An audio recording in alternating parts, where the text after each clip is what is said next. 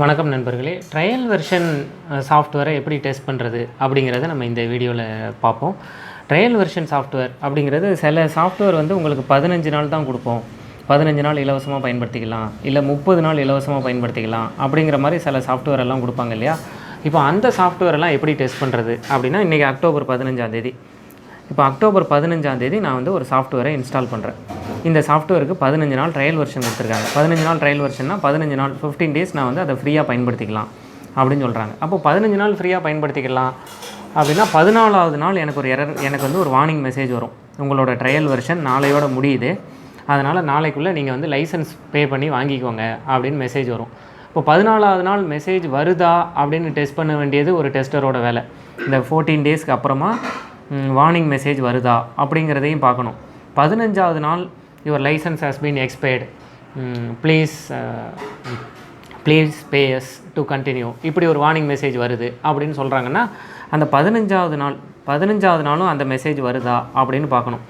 ஆனால் இது ரெண்டையும் டெஸ்ட் பண்ணுறதுக்கு நம்ம 14 நாள் 15 நாள் இங்கே வந்து காத்திருக்க முடியாது.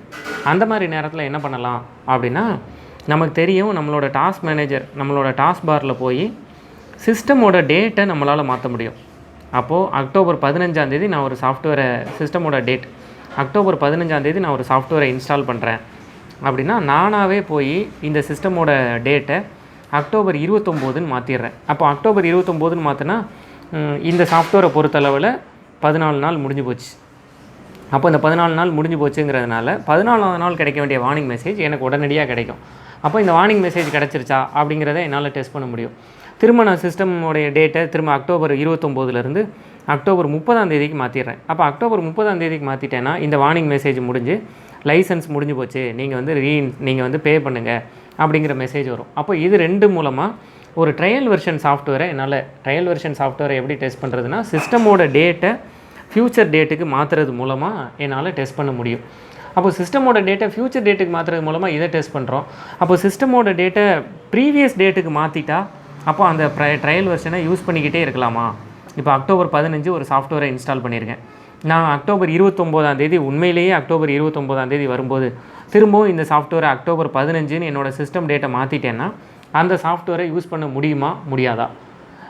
உண்மைப்படி இதை யூஸ் பண்ணக்கூடாது. அப்படி யூஸ் பண்ணிக்கிட்டே இருந்தால் யாருமே லைசன்ஸ் சாஃப்ட்வேரை வாங்க மாட்டாங்க.